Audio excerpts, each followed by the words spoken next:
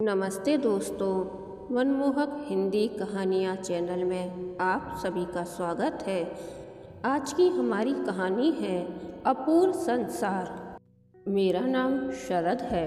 10 वर्ष पहले मैं एक प्राइवेट फर्म में क्लर्क था, लेकिन आज मैं कुछ बड़ा आदमी बन गया हूँ और बड़ा बनने की अदम्य इच्छा निहित है। इस सब में नेहा का भी सारगर्भित योगदान है। मैं अभी अभी ऑफिस से आया हूँ। मुझे मालूम है कि नेहा घर पर नहीं होगी। वह भी क्या करे, अतिरिक्त आय के लिए कुछ अतिरिक्त तो करना ही होता है। कोचिंग इंस्टीट्यूट में पढ़ाने गई होगी। घर पर होगी मेरी 8 साल की इकलौती पुत्री अलीशा। अकेले रहने की उसे भी आदत सी हो गई है। सड़क छोड़ आगे बढ़ा तो अंदाज़ा गलत निकला। घर के दरवाजे पर ताला पड़ा था। मैं समझ गया अलीशा कहीं गई होगी और ज़रूर कोई संदेश छोड़ गई होगी। ताला खोलकर मैं सीधा बरामदे में गया। वहाँ पिछले 10 वर्षों से एक स्लेट टंगी है। इसी तरह की स्थितियों के संदेशों के लिए यह स्लेट उस समय टांगी गई थी जब मोबाइल फ़ोन का दौर शुरू ही हुआ था और हमारी हैसियत नहीं थी उसे लेने की। बाद के दिनों में 2 मोबाइल फ़ोन होने के बावजूद मितव्ययता के लिए स्लेट और चौक की महत्ता घर में बनाए रखी गई। कुछ आदत भी हो गई है उससे जुड़े रहने की। अलीशा को अभी मोबाइल फ़ोन हमने नहीं दिया है। अपनी व्यस्तता के परिवेश में अक्सर स्लेट के माध्यम से ही घर के हम 3 प्राणी यानी मैं, नेहा और अलीशा बातें कर लेते हैं। पापा, मैं अंजलि के घर पर हूँ। आज उनके घर पर पूजा है, वह बुलाने आई थी। थोड़ी देर में आ जाऊंगी। अलीशा। मैं चौंका। मैं कामकाज में इतना मशगूल रहता हूँ कि पड़ोस में क्या हो रहा है यह देखने की फुर्सत ही कहाँ है। मुझे भी तो पूजा में शामिल होना था। थोड़ी आत्मग्लानि सी थी मन में, जिससे छुटकारा पाने में इस तसल्ली ने साथ दिया कि चलो अलीशा ने ही कुछ औपचारिकता निभा ली। मैं बचपन से ही महत्वाकांक्षी रहा हूँ। जब से मैंने होश संभाला तभी से मेरे मन में बड़ा और धनी बनने की तलब ने घर बना लिया था। क्लर्क की नौकरी मात्र से मैं संतुष्ट नहीं था, इसलिए विवाह के माध्यम से इसकी क्षतिपूर्ति करने की योजना के तहत तमाम लड़कियां ठुकराने के बाद MA B.Ed शिक्षा से विभूषित लड़की नेहा को चुना और वह भी तमाम दहेज की शर्तों को मनवाने के बाद। विवाह के कुछ ही दिनों के बाद मैंने नेहा को साफ शब्दों में अपनी महत्वाकांक्षाओं की पूर्ति में सहयोग देने की हिदायत दे डाली। भला आकांक्षाओं के बिना भी कोई जीवन है? नेहा मेरी बात सुनकर तपाक से बोली। वह तो मुझसे भी एक हाथ आगे निकली। मैं मन ही मन खुशी से झूम उठा। मुझे प्रसन्न जानकर वह उत्साहित हो बोली, मुझे भी लगता है कि इतने कम वेतन में मेरे सपने भी अधूरे रह जाएंगे। मैं सही पत्नी का चयन करने की सफलता से अभिभूत हो उठा। कुछ दिनों बाद मैंने कोशिश करके नेहा को पास के ही शहर में एक प्राइवेट स्कूल में जॉब दिलवा दिया। वह कभी बस तो कभी ऑटो से आती जाती थी। उस पर भी जल्द से जल्द दुनिया की सारी सुख सुविधाएं समेट लेने की धुन सवार थी। इसलिए जल्द ही उसने नौकरी के साथ साथ स्कूल से लौटने के बाद एक कोचिंग इंस्टीट्यूट में क्लास भी लेना शुरू कर दिया। इसके बाद हम दोनों ही जुट गए अंधाधुंध धन कमाने के अभियान में। मैं और नेहा सामान्य ड्यूटी आवर्स के अतिरिक्त ओवरटाइम करने में इतने मशगूल हो गए कि आपस में खुले मन से तसल्ली के साथ बातचीत का समय भी कभी कभार मुश्किल से ही निकाल पाते थे। विवाह के पहले साल में जब हम दोनों कुछ खाली थे, तभी अलीशा ने जन्म ले लिया। वह 8 साल की होने के बाद भी अकेली है। पिछले करीब 10 वर्ष की अवधि में जी तोड़ मेहनत के बाद हमने धन और सुविधाएं हासिल कर ली हैं। फिर भी और अभी और की तृष्णा नहीं बुझी है। कभी कभी सोचता हूँ कि क्या ये 10 वर्ष कभी लौटकर आएंगे? निश्चित रूप से कभी नहीं। आलीशान बंगला, कार, सब कुछ है मेरे पास। नहीं है तो परिवार के साथ रहने के कुछ क्षण। जिस सुख से लिपटे भविष्य को पाने के लिए मैंने अपने वर्तमान को भुला दिया था, वही सुख सब कुछ होते हुए भी न जाने कहाँ खो गया है। उसे भोगने की न तो रुचि रह गई है और न ही समय है मेरे पास। सामाजिक रिश्ते भी छूट से गए हैं। लोगों के कमेंट्स पर हम दोनों फीकी हंसी की खीसें निपोर देते हैं। कृत्रिमता में सहजता आए भी तो कहाँ से? अधिक व्यस्तता और उससे उपजी थकान व तनाव के कारण मेरे और नेहा के बीच प्रेम की जगह संवादहीनता, तनाव और तर्क वितर्क ने ले ली है।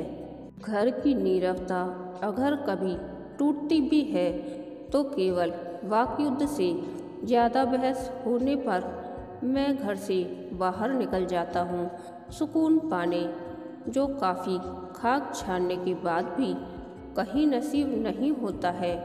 यह किस मुसीबत में फंस गया हूँ मैं नेहा हूँ। आज मेरे विवाह की 10वीं सालगिरह है।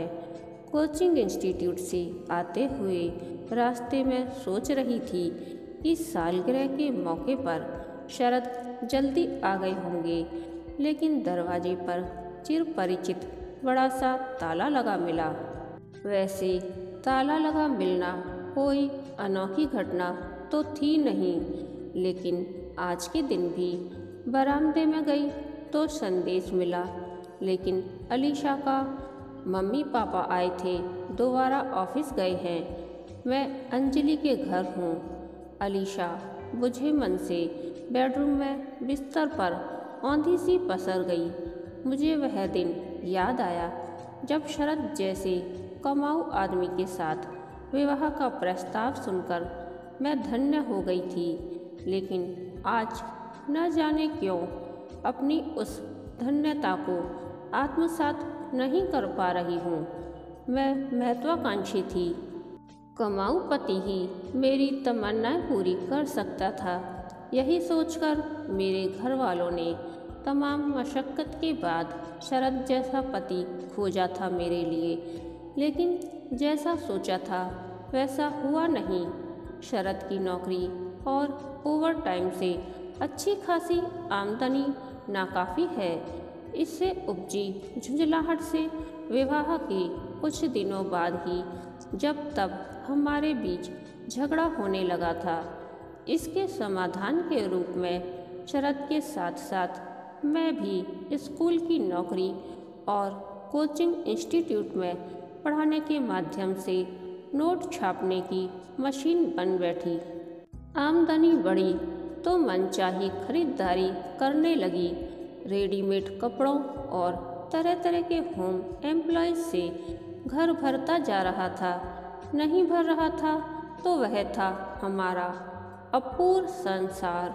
हम तीनों की अलग अलग दुनिया है। अक्सर एक दूसरे से अनजान भी रहते हैं हम। कभी कभी लगता है कि हम मशीन तो नहीं हो गए हैं। जब तब मुझे अलीशा को अकेलापन देने के कटु सत्य की आत्मग्लानि भी प्रताड़ित करती रहती है। मुझे याद आ रहा है कि जब अलीशा 3 साल की हो गई थी, तब एक बार शरद ने मुझसे कहा था, नेहा, अलीशा बहुत अकेली रहती है, उसके साथ खेलने और शेयर करने वाला कोई नहीं है। दूसरे बच्चे के बारे में तुम क्या कहती हो? मैं चौंकी। जिस रफ्तार से हम आगे बढ़ रहे थे, उसके रास्ते में बच्चा एक बाधक बन सकता था। मैंने ताना मारते हुए कहा, तुम तो हमेशा तरक्की की बातें किया करते थे, क्या हो गया है तुम्हें? शरद के पास कोई उत्तर नहीं था। मैं अपनी विजय पर खुश थी, उनका वाण उन्हीं के ऊपर छोड़कर। लेकिन अब अलीशा का अकेलापन मुझे कचोटता रहता है। इसकी दोषी मैं ही थी, तो किससे क्या कहूँ? असहनीय घुटन की पीड़ा भोग रही हूँ। करीब 1 महीने पहले की बात है, जब अलीशा खेलने के लिए जिद करने लगी थी। मम्मी, मेरे साथ कोई नहीं खेलता है, आप लूडो खेलो ना, पापा से कहो। मैं झुंझला गई। काम की थकावट का बोझ मैंने अलीशा पर डाल दिया। देख नहीं रही हो, ओवर टाइम की फाइलें निपटा रहा हूँ, शरद कर्कश स्वर में बोले। जब अलीशा जबरन शरद से चिपटने लगी, तो उन्होंने उसका हाथ पकड़कर झटक दिया। अब तुम बच्ची नहीं हो, चुपचाप लेसन तैयार करो और सो जाओ। यह नहीं कि जरा सा उसका दिल बहला दे। सोचते हैं कि मम्मी तो संभालेगी ही। जब हमारे बीच विवाद बढ़ने लगा, तो सहमी सी अलीशा लूडो को मेज पर रखकर शॉल लपेटकर गुड़ी मुड़ी सी बेड पर पड़ गई। न जाने क्यों अब कोई भी बात, चाहे वह कितनी भी साधारण क्यों न हो, कर्कशता और बहस और उसके बाद संवादहीनता का रूप ले लेती है मेरे और शरद के बीच। सोचती हूँ कि दिन रात की भागदौड़, अकेले खाना खाना, अकेले शॉपिंग के लिए जाना और व्यस्तता की मार से बचे थोड़े बहुत रिक्तता के क्षण भी अकेले ही बिताना, क्या यही जीवन रह गया है? तो फिर विवाह होने और न होने के बीच अंतर ही क्या बचा है? क्या मांग में हल्का सा सिंदूर लगा लेने की औपचारिकता मात्र से वैवाहिक जीवन की सार्थकता पूरी हो जाती है? ढेरों प्रश्न कौंध रहे हैं मेरे मन में। अधिक और अधिक पाने की चाह में लगता है जीवन कहीं खो गया है। मैं अलीशा हूँ। जब से मुझे कुछ समझ आई है, तब से मैंने इस घर में सूनापन ही देखा है। मुझे मालूम है कि मम्मी पापा मुझसे प्यार तो करते हैं, लेकिन दिन रात के काम और थकने के बाद उनके पास समय ही कहाँ बचता है। नहीं तो भला अपने अकेले बच्चे को भी कोई ऐसे ही छोड़ देगा?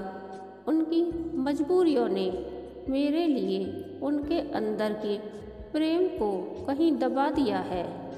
कुछ दिन पहले की ही बात है, मम्मी पापा के घर आने पर मैंने अपने बर्थडे की बात क्या छेड़ दी कि कोहराम मच गया।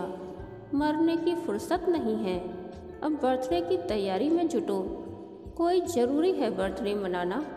मम्मी के इन शब्दों ने मुझे रुला सा दिया।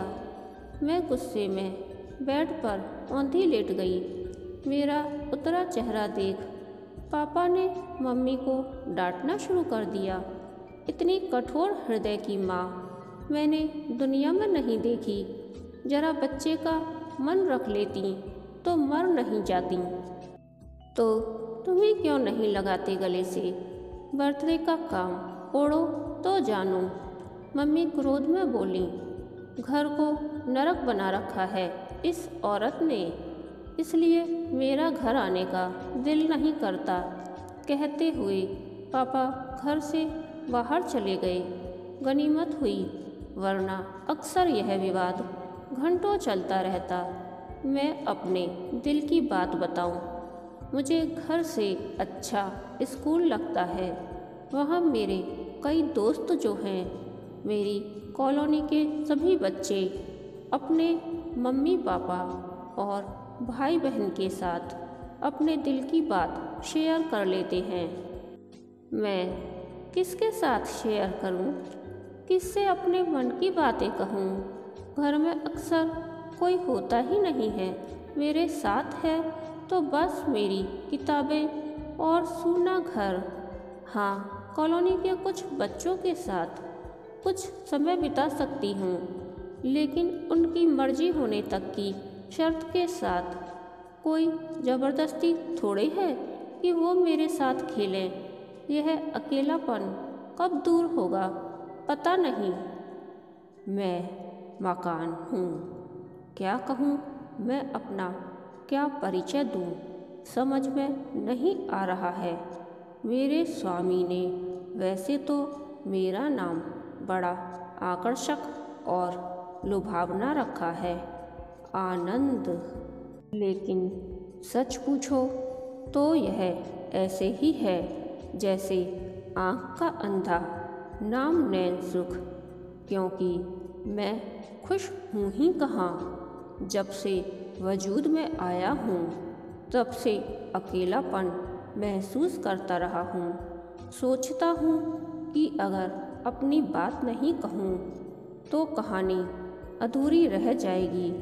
आप मुझे कुछ और ना समझ लेना। मैं वह मकान, घर नहीं, घर में तो खुशियाँ बसती हैं हूँ, जहाँ शरद, नेहा और अलीशा रहते हैं। इन तीनों प्राणियों में उपेक्षा की साम्यता के चलते मुझे अलीशा से अधिक लगाव है, क्योंकि ज़्यादातर वही मेरे साथ रहती है। मैं पूछता हूँ कि जब मुझे यूं ही अकेला छोड़ देना था तो मुझे अस्तित्व में ही क्यों लाया गया इस संसार में। मुझे इर्द गिर्द के पड़ोसियों को देखकर बड़ी ईर्ष्या होती है और साथ में दुख भी। कुछ तो मेरे जैसे हैं, लेकिन कई साथी तो साधारण ही हैं। मेरी जैसी साज सज्जा उन्हें नसीब नहीं है, फिर भी वे काफ़ी खुश नज़र आते हैं। उनके मालिक और मालकिन उन्हें बड़ा स्नेह और अपनापन देते हैं। अक्सर हंसी ठिठोली, आपसी प्रेम से भरी बातचीत, लोगों का आना जाना और बच्चों के बीच खेलकूद की किलकारियों का माहौल बना रहता है उनके पास। और मेरे पास क्या है सिवा एक अंतहीन नीरवता के। पेट्रोल की कीमत में बढ़ोतरी को लेकर विपक्ष का भारत बंद आह्वान के कारण मजबूरी में शरद, नेहा और अलीशा को घर पर ही रहना पड़ा है। फिर भी घर में कोई रौनक नहीं आ सकी। हमेशा चुप रहने की आदत में यकायक बदलाव आता भी तो कैसे। लेकिन पड़ोस के वीरेश के घर में सुबह से ही खासी चहल पहल है। वीरेश का परिवार कुछ ही दिनों पहले इस कॉलोनी में आया है। कोई खास आमदनी नहीं है।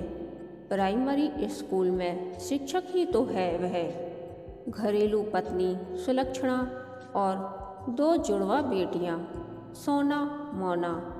इन 4 प्राणियों के खर्चे का बोझ भी उनकी खुशियां नहीं छीन पाया है। जब देखो किसी न किसी बहाने घर में हंसने खेलने और उमंग का माहौल बना रहता है, जैसे नित नया उत्सव हो। कॉलवेल की आवाज़ सुनकर जब शरद ने दरवाज़ा खोला तो सामने वीरेश और सुलक्षणा खड़े थे। वीरेश ने कहा, देखिए भाई साहब, बड़ी मुश्किल से आपको भी समय मिला है। आज दोपहर का भोजन आप हमारे घर पर करिएगा। धन्यवाद। क्या कोई खास ओकेजन है? शरद ने पूछा। अजी, खुशियाँ बांटने का कोई खास मौका थोड़े ही होता है। यह काम तो किसी भी बहाने किया जा सकता है, वीरेश ने कहा। फिर मुस्कुराते हुए सुलक्षणा से बोला, आप ही बता दीजिए। भाई साहब, अपनी शादी और बेटियों की सालगिरह का फंक्शन तो हम पहले ही दूसरी कॉलोनी में मना चुके हैं। यहाँ आने के बाद लगा कि अब नया क्या करें। तभी अपनी एंगेजमेंट की सालगिरह याद आ गई। बस होने लगी उसकी तैयारी। आप और आसपास के 10 परिवार होंगे। आप आइएगा ज़रूर। सुलक्षणा ने फिर नेहा से भी कहा, भाभी जी, सब घर में ही तैयार करना है, कुछ हाथ बटा दीजिएगा। भाई साहब, आपको कोई ऐतराज़ तो नहीं है ना? नहीं नहीं, यह तो और खुशी की बात है। क्यों नेहा? शरद खुलकर बोल पड़ा। हमेशा बनी रहने वाली मन की घुटन न जाने कहाँ तिरोहित हो गई। क्यों नहीं, क्यों नहीं, नेहा ने भी सहज हंसी के साथ कहा। जब शरद और नेहा अलीशा के साथ वीरेश के घर पहुँचे तो मध्यम स्तर के घर और कम सुविधाओं के बावजूद सहजता, प्रेम, अपनत्व, सहयोग और प्रसन्नता का परिवेश देखकर अचंभित हो उठे। उन्हें वीरेश के घर की तुलना में अपने सारे वैभव और सुविधाएं बौने नजर आने लगे। हंसी ठिठोली और रुचियों से भरे वातावरण ने उन्हें कुछ सोचने पर मजबूर कर दिया। घर की आवश्यकताओं के लिए पैसा जरूरी तो है, लेकिन पैसा सब कुछ नहीं दे सकता। केवल सुविधाओं और वैभव से ही घर की सारी खुशियां हासिल नहीं की जा सकती। कभी कभी तो अधिक पैसों का मोह उल्टे खुशियां छीन लेता है और ऊंचे स्तर और वैभव पाने की उम्मीद पारिवारिक परिवेश में अंतहीन अवसाद भर देता है। 3 घंटे का समय कैसे बीत गया पता ही नहीं चला। शरद और नेहा आज काफ़ी हल्का महसूस कर रहे थे। सबके बीच उन्होंने घुल मिलकर ढेरों बातें की। कोई खास विषय नहीं, कोई गणित के आकलन या औपचारिकता बंधे शब्द नहीं। कुछ समय उन्हें आपस में बातें करने का भी मिल गया। तनाव के बोझ से मुक्त नेहा ने नौकरी और कोचिंग क्लास छोड़ने और शरद ने ओवरटाइम नहीं करने का निर्णय भी ले लिया। यूँ लगा जैसे खुले आकाश की बयार में पंछी की तरह उड़ रहे हों। जाते समय शरद और नेहा ने वीरेश के घर आए सभी परिवारों को दूसरे दिन अपने घर पर रात्रि भोज का निमंत्रण दे दिया। पूछने पर उन्होंने बताया कि आज उनकी शादी की सालगिरह है। यद्यपि ऐसी कोई बात थी ही नहीं। कहानी के अंत तक बने रहने के लिए धन्यवाद। यह कहानी आपको कैसी लगी प्लीज़ कमेंट करके बताइए।